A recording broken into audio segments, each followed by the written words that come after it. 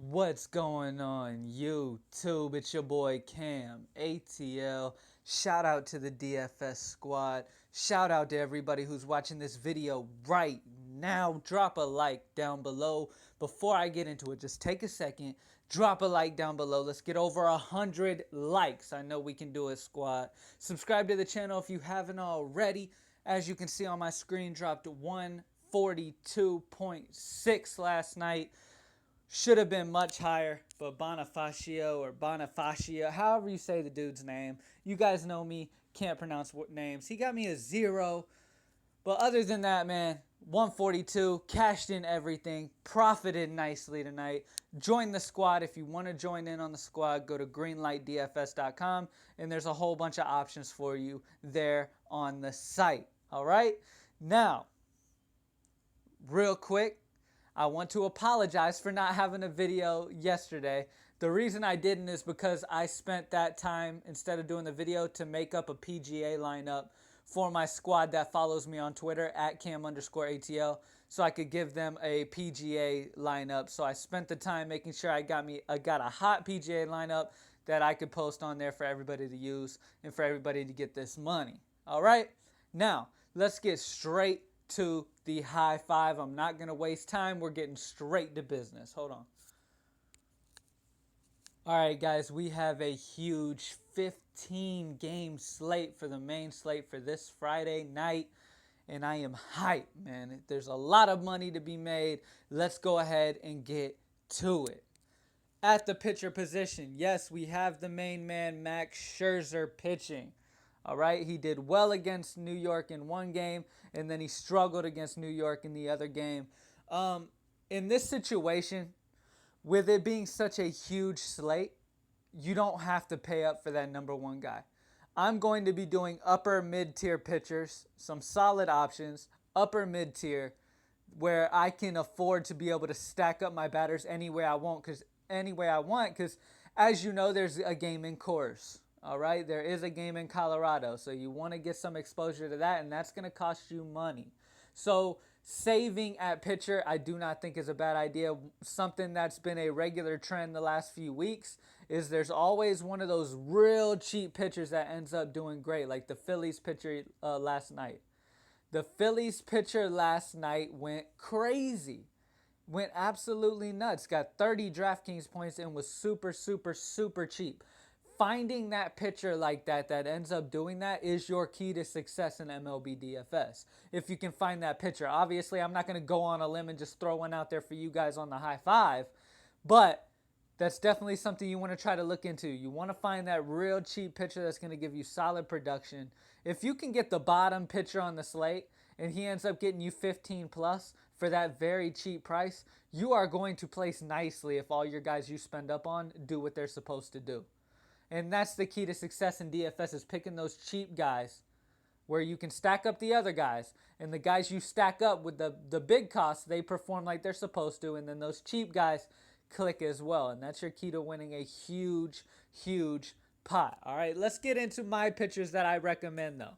These are the guys that I really like that are kind of upper mid-tier, where you can pretty much afford all the batters that you want. I'm going to start off with James Paxton. He had a very, very sorry game last outing. I expect him to bounce back in a major way here against Texas. Texas strikes out a lot. They are a very free-swinging team. All right, it is in Texas, which is very hitter-friendly, okay? But last time, as you see here, last time Paxton faced this Texas team, he got 38.2 Draftkings points and 9 strikeouts. 9.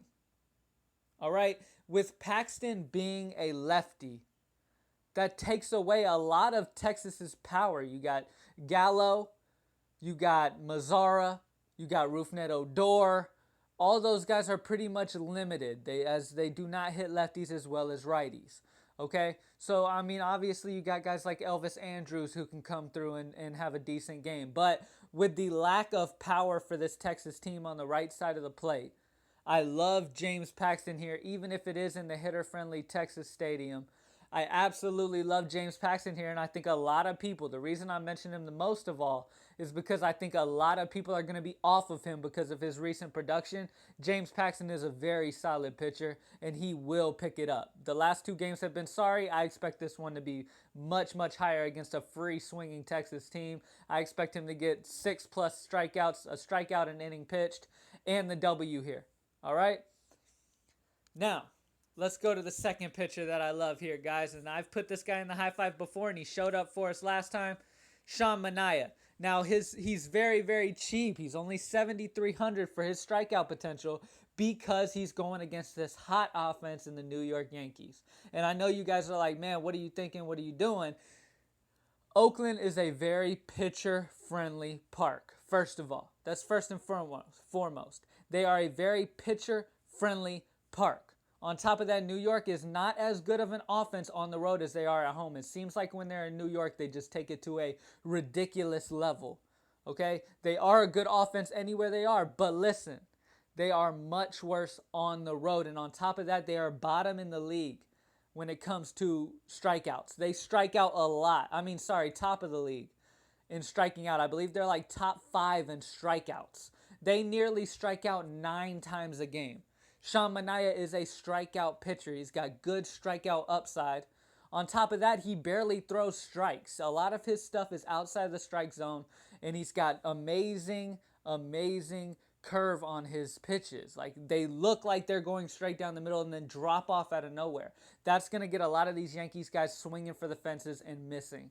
All right? I expect this Yankees team to strike out a lot. I do expect them at least to score a few runs. But on top of Manaea's good strikeout potential and going against a Yankees team that strikes out a lot, all right, they strike out about 9 times a game, he also limits hard contact major. He forces ground balls a lot, and he limits the hard contact. He rarely gives up home runs. I believe all year he's given up like 3 home runs all year. All right? This is a very good position for Sean Manaea. Another guy that I expect to be low owned because they're going against a Yankees team that everybody seems to fear. I do not expect, with them being in Oakland, which is very pitcher friendly, for New York to put on this type of performance as they do when they're at home in New York, putting up fucking 15 runs against Baltimore. All right? It's a whole nother situation here. All right? I love Sean Manaea, and I love his potential against this Yankees team with their strikeout potential and the strikeout potential of Sean Manaea that he has. And like I said, he barely throws it in the strike zone. If this Yankees team, if they get a hold of one, they're going to have to really be reaching for it, which is why his hard contact is so low, because it rarely is where the hitters want it. Okay, I expect him to have a very good game here. Last time he played against New York, he had a solid outing, and that was at New York. Like I just told you guys, New York is a much better offense at home. If he was able to score 32.8 against them last time in New York, he can definitely get that plus at home in Oakland. Run up Sean Manaea. He is an awesome pitcher, young pitcher in the league. I love Sean Manaea, and I am running him up in the high five due to his low ownership that I'm projecting in my mind right now. All right? James Paxton and Sean Manaea are 2 guys that I expect to be low owned and guys that have that upside potential that could really put you high into that money. So good luck with that. Next up, starting with our hitters at first base, a guy that's really been coming around. He had his down moments, but he's actually in a nice little streak lately. He's been really putting the bat on the ball, and that's Matt Carpenter. He's going against the Guzman guy that I nearly hit 200 when I scored the 197 the other day. All right? When I scored the 197 the other day and profited like nearly $700 in one night, it was going against Guzman. So guess what I'm doing again? I'm going against Guzman, and I will have exposure to St. Louis's offense. All right? He just allows so much hard contact. So much. And the fact that they're in Baltimore is just even better. It's so hitter friendly in Baltimore. Run up Matt Carpenter, who's been hitting the ball very well in a small ballpark against a guy who just gives up such a high fly ball rate and such hard contact. He is going to get rocked once again. It's just picking those right guys, and I expect Matt Carpenter to be a part of that. All right? Next up, At second base, sorry, not second base. Third base, Josh Donaldson. One thing about Josh Donaldson, guys, is he rocks lefties. He's going against Quintana, who is a lefty. All right? Donaldson should have a good game here. I love Josh Donaldson in this position here. He's at home in Toronto, where he has been hitting better anyways. Plus, he's going against a handed pitcher that he hits much, much better, and he has a solid history against him as well. All right, so with everything combined, he's gone 5 of 11 for a home run and a 455. It's a smallish sample size, but we all know what Josh Donaldson is capable of, and I expect him to show that off here in this matchup at home in Toronto against a pitcher that he can definitely take advantage of here. All right? In the outfield, another guy that just totally dominates the handed pitcher he's facing, Cody Bellinger. Cody Bellinger absolutely dominates right-handed pitching. All right? This guy is a beast. Anytime that he's facing a righty, you need to start him, especially when he's in Cincinnati, which is a very hitter-friendly ballpark. I'm running up Cody Bellinger, and I am loving him. And he will be in a lot of my lineups. I definitely think he goes yard, and he will get that dinger. All right? And that's just going to help us. So there it is, guys. James Paxton, Sean Manaea, Matt Carpenter, Josh Donaldson, and Cody Bellinger are the guys I am going with. Now you know what time it is. It's time for the high five. The high five. No, the batter's box, guys. Get your pencils, your pen, your paper, and write these names down. All of these guys have good histories versus the pitchers they are facing. Josh Donaldson, Kendrys Morales, Joey Votto, Miguel Cabrera, Ian Kinsler, Corey Seager, Justin Turner, Jay Bruce, Yoenis Cespedes, Travis d'Arnaud, Evan Longoria has been hitting very well lately, Steven Souza, Daniel Murphy, Nick Markakis, Robinson Cano, Jose Altuve. You got Brian Dozier, Miguel Sano, Nolan Arenado is always a guy to start when he's at home in Colorado. You got Brandon Belt.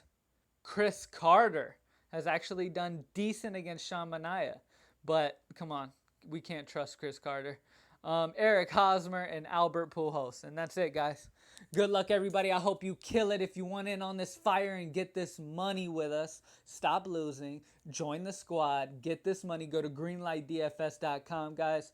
I'm going for that 200 again very, very soon, and I do not want you to be on the outside looking in at us racking up this money. All right?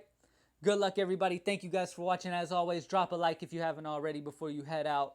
Subscribe to the channel if you haven't already. And I'm gone. Good luck, guys.